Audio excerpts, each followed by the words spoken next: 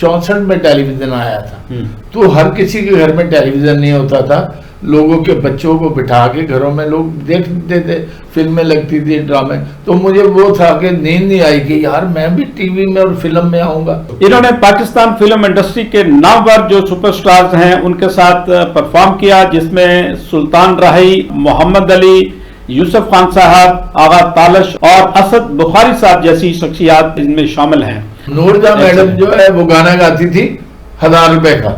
बाकी रूना लैला, आयरन परवीन, नसीम बेगम, ये जितनी गुलकारा थी ना, ये 600 रुपए में, 300 रुपए में गाना गाती थी। कि आपका जो फिल्म इंडस्ट्री का जो आगाज है वो कैसे शुरू हुआ और किन मसाइल और किन मामलात का आपने सामना किया? बदमाश हम कहते समझते बुरे काम में, बदमाश वो काम कर जाता था फिल्मों वाला जो शरीफ भी नहीं करता था। अगर उस वक्त ऐसा कर लिया जाता तो हमारा मैसेज वो पूरे इंडिया में वो पहुंचता और एक फिल्म इंडस्ट्री को दबाव पहुंचता। बगैर कफन के चले गए, सबूत दे रहा हूँ, अदीब साहब बगैर कफन के मैयत पड़ी रही है। लाला सुदीर इतना बड़ा हीरो, 60-70 बंदे के अलावा बंदा नहीं जनाजे पे। मोहम्मद अली साहब के 150-200 के अलावा बंदा नहीं जिन्होंने काम किया। सावन बेचारा गुमनाम की मौत मर गया, जिसका तूती बोलता था, अनवरा, असगरा, जैदार, जगीरदार, खान चाचा, यार कहाँ गए? बिस्मिल्लाहिर्रहमानिर्रहीम। अस्सलाम वालेकुम viewers, sports and cultural program के साथ आपका भाई उल्फत रसूल जोया आपकी खिदमत में हाजिर है। नाज़रीन, वेस्ट नेशन वेलफेयर ऑर्गेनाइजेशन एक बेहतरीन कौम की तश्कील के लिए मैदान अमल में है और इस सिलसिला में हम मुख्तलिफ जो बेहतरीन शख्सियात हैं गाहे बगाहे उनसे आपकी मुलाकात करवाते रहते हैं। आज के इस प्रोग्राम में जो शख्सियत हमारे दरमियान मौजूद हैं ये फिल्म इंडस्ट्री की एक नामवर शख्सियत हैं और इनका नाम है मोहम्मद अशरफ खान साहब। मोहम्मद अशरफ खान साहब तकरीबन 30 के करीब फिल्मों में अपनी परफॉर्मेंस दे चुके हैं और इनके अक्सर रोल बचपन के रोल थे जो कि बड़े यादगार हैं। इन्होंने पाकिस्तान फिल्म इंडस्ट्री के नामवर जो सुपरस्टार्स हैं उनके साथ परफॉर्म किया, जिसमें सुल्तान राही, मोहम्मद अली, यूसुफ खान साहब, आगा तालश और असद बुखारी साहब जैसी शख्सियात इनमें शामिल हैं और इन्हें पाकिस्तान फिल्म इंडस्ट्री का इंसाइक्लोपीडिया भी कहा जाता है। इनके पास तमाम आर्टिस्टों की मालूमात भी हैं और उनकी बेहतरीन यादें भी हैं, वो इनके साथ वाबस्ता हैं। आइए नाज़रीन, हम आपकी बात करवाते हैं अशरफ खान साहब से। जी वेलकम अशरफ खान साहब एट वेस्ट नेशन स्टूडियो। जी वालेकुम सलाम। मुझे बड़ी खुशी है ये स्पोर्ट एंड कल्चर को आप प्रमोट कर रहे हैं और इसमें तमाम जो मैं पढ़ा है कि आपका ये साल में 12 प्रोग्राम वो करेंगे जिनकी तरफ किसी महकमे का, किसी इदारे का, किसी हुकूमत की नज़र नहीं पड़ी। तो मैं आपको मुबारक पेश करता हूँ कि अल्लाह ताला आपको हिम्मत दे और आप इसी तरह लोगों की खिदमत करें। वो कहता है ना, मैं तो चला था अकेला मंजिल जानिब की तरफ, लोग आते रहे, कारवां बढ़ता गया। तो आप अच्छे लोगों को बुलाएंगे, अच्छे लोग आएंगे, इंसानों को ही आते हैं मसाइल और अल्लाह ताला वो पूरे करता है जिनके इरादे नीयत सही होती है इंशाअल्लाह। अशरफ खान साहब बहुत शुक्रिया आपका, आपने अप्रिशिएट किया। मुझे ये बताइए कि आपका जो फिल्म इंडस्ट्री का जो आगाज है वो कैसे शुरू हुआ और किन मसाइल और किन मामलात का आपने सामना किया? अच्छा सर, मैं बेसिकल कराची का रहने वाला था और अभी कराची मेरा है, पाकिस्तान सारा हमारा अपने ही आपस में। तो हमारा एक होटल था छोटा सा, वहाँ पे तमाम एक्टर बड़े शौक से आते थे, रेसलर आते थे, गामा पहलवान, रुस्तम जमा, भोलू पहलवान, वहीद मुराद, मोहम्मद अली, ये सारे आते थे जी। तो मैं छोटा था उस जमाने में। तो उन्होंने आके वहीद साहब ने एक दफ़ा मुझे कह दिया कि अशरफ फिल्म में काम करेंगे। मैं उनकी बात मान के और मैं लाहौर भाग आया घर वालों के बगैर। अच्छा, उनके एक दफा कहने पर आपको इतना शौक पैदा हुआ कि आप जो है वो लाहौर आ गए। उस जमाने में 64 में टेलीविजन आया था। तो हर किसी के घर में टेलीविजन नहीं होता था, लोगों के बच्चों को बिठा के घरों में लोग देखते थे, फिल्में लगती थी, ड्रामे। तो मुझे वो था कि नींद नहीं आई कि यार मैं भी टीवी में और फिल्म में आऊंगा। तो मैं अब्बा ने कहा कि ये लो पैसे जाके फलाने को देना, बजाय मैं उसको देने के, और मैं लाहौर भाग आया। अच्छा, यहाँ आया तो मैंने उनसे स्टूडियो का पूछा। उस जमाने में 70 का दिहाई थी वो। तो इस तरह करते कराते स्टूडियो पहुंचा। उस जमाने में जन्नत में जाना आसान था, स्टूडियो में मुश्किल था। पाबंदी होती थी, इतनी पाबंदी कि कोई बंदा बगैर अंदरों पर्ची ले बाहरों नहीं आएगा, कभी कोई नहीं आया। यानी कि जिसका कोई रेफरेंस नहीं होता था वो स्टूडियो के अंदर दाखिल नहीं हो सकता था कभी नहीं, या तो गोनर की चिट या बड़े किसी डायरेक्टर की। मैं गया तो मुझे सबसे पहले असीद मेठी राइटर, वो जमाने में उन्होंने फिल्में बनाई, हजार दास्तान, परिस्तान, ऐसी ऐसी डायरेक्शन राइटर थे। इकबाल कश्मीरी साहब उनके असिस्टेंट थे, जो बाद में बहुत बड़े डायरेक्टर भी बने, अल्लाह उन्हें जन्नत में जगह दे। ये दोनों निकले हैं तो मैं इनके पीछे चला हूँ, तो कहते मियाँ क्या बात है। मैंने कहा मैं कराची से आया हूँ और आज 3 दिन से मैं होटल में सो रहा हूँ। उन्होंने मैंने नहीं बताया कि मैं किन का बेटा हूँ, कौन हूँ, क्या हूँ। उन्होंने कहा आ जाओ हमारे साथ। 2 आने का कप चाय का था, 3 कप के पैसे मैंने निकाल के दिए, वो पान खाते थे, मैंने 4 पान भी दिए, वो मुझे अपने साथ ले गए। मियाँ कैसे आए हो, क्या, सारी मैंने बताई। उन्होंने कहा यार फिल्मों का शौक है, पंजाबी आती है? मैंने कहा मुझे नहीं आती।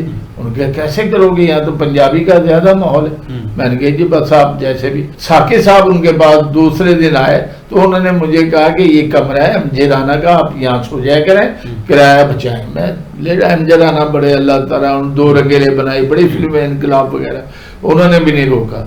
मैं बैठ गया तो साकिब साहब को उन्होंने कहा जी इसको जबानें सिखाओ बच्चे को। साकिब साहब एक बहुत बड़े, उनके भाई मेरे जीएम भी रहे, पीटीवी कराची सेंटर के बड़े छोटे भाई उनके बाद में। तो मैंने अपना जनाब उनके साथ बैठना, उनकी लातें दबानी, उनकी खिदमत करनी। तो उन्होंने मुझे पंजाबी, पश्तो, हिंदू, सराइकी, जो उन्हें 22 जबानों पूरी उन्होंने ट्रेनिंग दी, पूरा बैकअप दिया। फिर मुझे एक फिल्म बन रही थी भाईजान, मोहम्मद अली साहब उसमें साइड हीरो थे असद बुखारी साहब। तो मुझे असद बुखारी के कैरेक्टर उन्होंने दिलवाया। ताया बरकत साहब नाम था उनका, ओल्ड कैरेक्टर करते थे, चौधरी बाप बनते थे, तो वो मैंने निभाया। तो मुझे कह गए तो मिठाई को आ, तो 125 रुपए की 125 रुपए की मिठाई मंगाई, सेर 1.25 सेर जो भी थी। खैर जी मेरा हाथ पकड़ लिया उन्होंने। फिर उन्होंने मुझे कहा तू जाके लंडे जा, अपने कपड़े ला और ये कर। उसी दौरान फिल्म में बन रही थी शेरां दे पुत्र, शेर का, इस तरह की बहुत सी फिल्में। तो उस जमाने में जो फिल्में होती थी बचपन से शुरू होती थी। हमारे बाप दादा को कत्ल करके, बचपन का रोल बड़ा अहमियत रखता था, उसके बगैर, बचपन का किरदार के बगैर फिल्म जो है वो स्टार्ट नहीं हो पाती। कैसे जवान कैसे होते थे हम। माँ मेरी चक्की चला रही है तो चक्की चलाते चलाते वो जब हुआ बूढ़ा तो वो बूढ़ी हो गई, ये हीरो जवान हो गया। हम लड़ते लड़ते जवान हो गए, हम भागते भागते सर, ये फिल्में होती थी, ऐसे ही भागते हैं तो एकदम पांव हीरो के आ गए। तो वो इस तरह के कैरेक्टर इतने किए, लड़ाई झगड़े भी किए, लड़ते लड़ते जवान हो गए हम। हमारी ऐसी कहानी, असल में कहानी हमारे से स्टार्ट होती थी, वालिदैन से और बच्चों से। ये हर फिल्म में उर्दू पंजाबी में ये रिवायत थी जी। तो उसके बाद मैंने फिर लाला सुधीर साहब का बचपन किया मैंने, वो शेरां दे पुत्र शेर, राय साहब मेरे बापू थे उस फिल्म में। फिर आ गई याद देश पंजाब दे, उसमें यूसुफ खान में बना। फिर आ गई जनाब हैदर साहब की निजाम, उसमें मैं बड़ा था। फिर उर्दू फिल्में अगर गिनने लगेंगे तो बहुत है, लेकिन काम किया है, सॉलिड किया है, लोगों को माना है, लोगों ने मुझे इनाम तक के दिए हैं। हीरो जो थे मेरे जमाने से पहले, फाइटर 2 रुपए लेता था, हीरो 2000। उससे पहले वो कहते हैं कि जब मैं आ गया था 2000 की रकम जो थी 4000 में हो गई। नूरजहां मैडम जो है वो गाना गाती थी 1000 रुपए का। बाकी रूना लैला, आयरन परवीन, नसीम बेगम, ये जितनी गुरुवारा थी ना, ये 600 रुपए में, 300 रुपए में गाना गाती थी उस जमाने में। तो मैडम का रेट सबसे हाई था। तो फिर जनाब इस तरह इजाद दुरानी का मैंने, मेरी फिल्म इश्क बिना की जना, भाइयों की जोड़ी, उसमें सुधीर और वो, मैं इजाद बना, एक मास्टर मुराद वो सुधीर बने। बहुत सी बेशुमार, फरंगी आपने देखी होगी, गुलों में रंग भरे, उसमें मैं बना लाला सुधीर का बेटा। इतना काम किया सर। वो लोग वो धनी थे, काम करने वाले थे। अच्छा वो फिल्मों का एक और था, उसमें माँ बेटी बाप बहन बैठ के देख सकते थे, कोई ऐसी वो नहीं थी। बहुत अच्छी बात है। ये असल चीज है कि जब आप एक स्टोरी की शक्ल में फिल्म को देखते हैं तो सबके लिए एक नसीहत अम्बोज भी होती थी और उसे स्टोरी समझकर लोग देखते थे। सर अब रियाज शाही साहब, ये शान के वालिद, रियाज शाही साहब ने 4 फिल्में वैसे तो बड़ी बनाई हैं, लेकिन 4 फिल्मों ने दुनिया में तहलका मचा दिया। जरका, कर्नाटा, ये अमन, दुनिया को जगाया कि वो, यानी कि भरपूर मैसेज इसमें कन्वे हुआ है ऑडियंस को। बिल्कुल। और एक और, उनको जब जरका लगी गुलिस्तान सिनेमा में, यकीन करें कि उनको इसराइल ने लेटर भेजा कि तू दोबारा ऐसी फिल्म नहीं बनाएगा, अगर बनाएगा तो तेरा, ये ओपन बता रहा हूं मैं आपको। ऐसे ही। तो वो लोग थे जो हकायक बताते थे। चौधरियों का, शहर वाले का, बदमाश का। बदमाश हम कहते समझते बुरे काम में, बदमाश वो काम कर जाता था फिल्मों वाला जो शरीफ भी नहीं करता था। सही। तो हमने यहाँ आके जब से ये दौर बदला है और वो लोग स्टूडियो के बेचारे घरों में मायूस होके रह गए, जैसे कि बड़े बड़े एक्टर अभी भी हैं, देखो ना, आज आप देखिए आसिफ खान साहब पेशावर हैं, जावेद शेख, बाबर अली और लोग जो बेशुमार से, खालिद सलीम मोर्चा साहब, अल्लाह ताला उनको तंदुरुस्ती दे, बड़े अच्छे थे, मुस्तफा कुरैशी, क्योंकि उनके पाए के एक्टर नहीं है अब उनके सामने करने वाले शान भी नहीं था।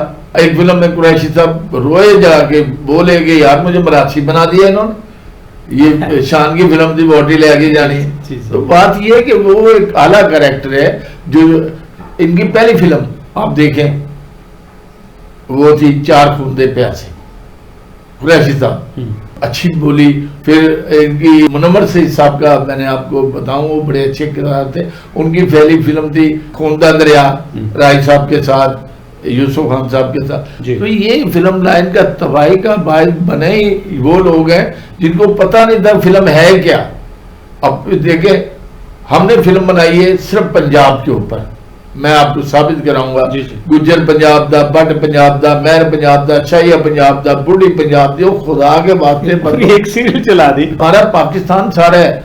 देखिए सुबह सर जब वो लोग थे तो पेशावर में तकरीबन 60 सिनेमे थे, लाहौर के 350 सिनेमे थे, पंजाब के, कराची के थे तकरीबन 250-300 सिनेमा वहां था।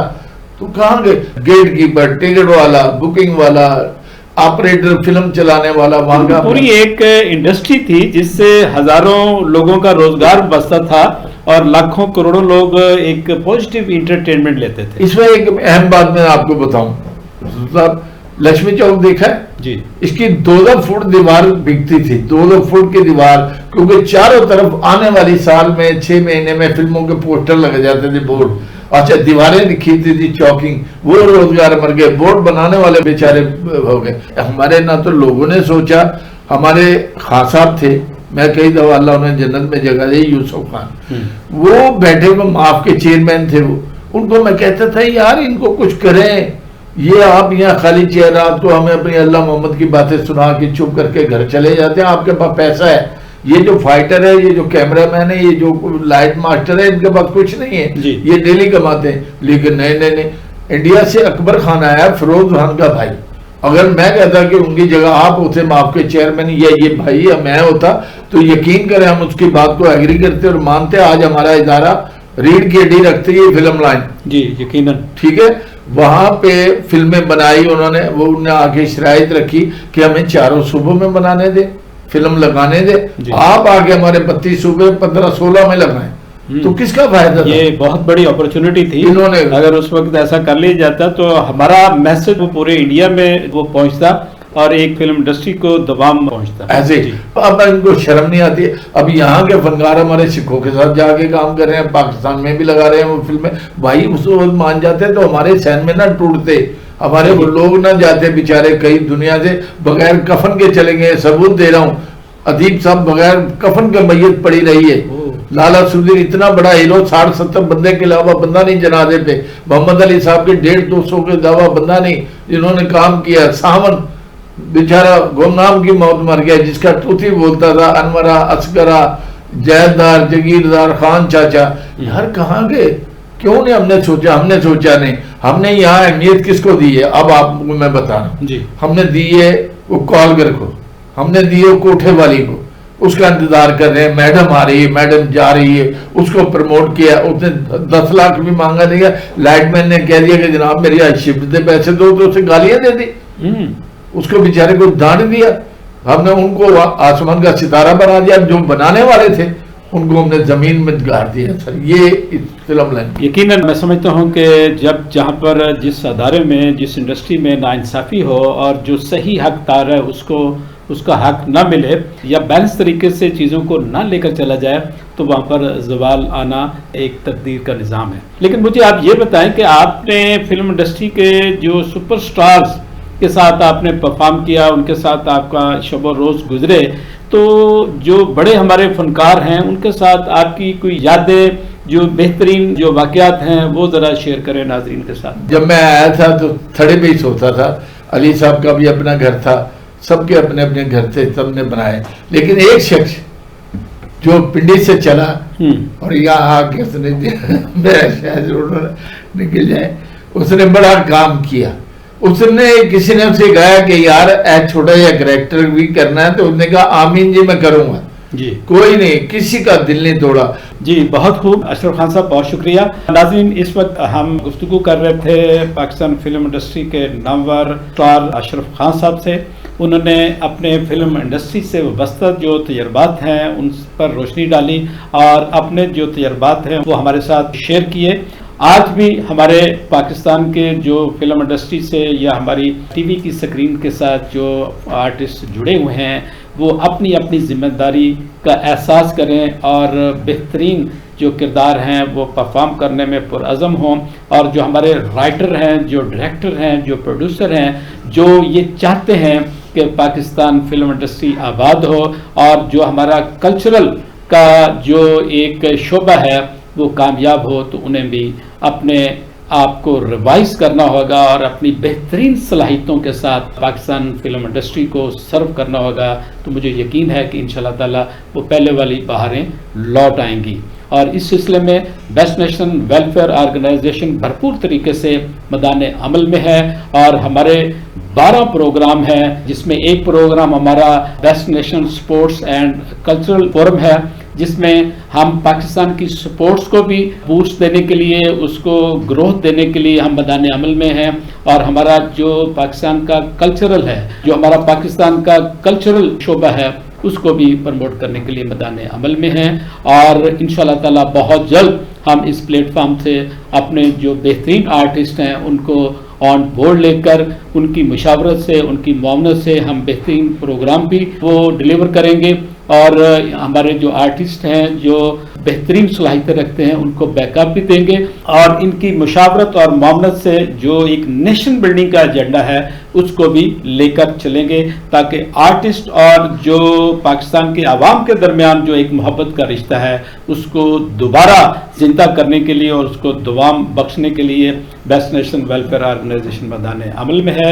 और इंशाल्लाह ताला इस हवाले से हम गाहे बगाए मुख्तलिफ जो हमारे फिल्म और टीवी के आर्टिस्ट हैं और हमारे शोबिज़ से वाबस्ता जो शख्सियत हैं उनसे भी आपकी मुलाकात हम बेस्ट नेशन के स्टूडियो से आपसे करवाते रहेंगे। आप हमारे साथ जुड़े रहिए। आज के लिए इतना ही। अपने मेज़बान उल्फत रसूल जोइया को इजाज़त दीजिए। अल्लाह निगहबान।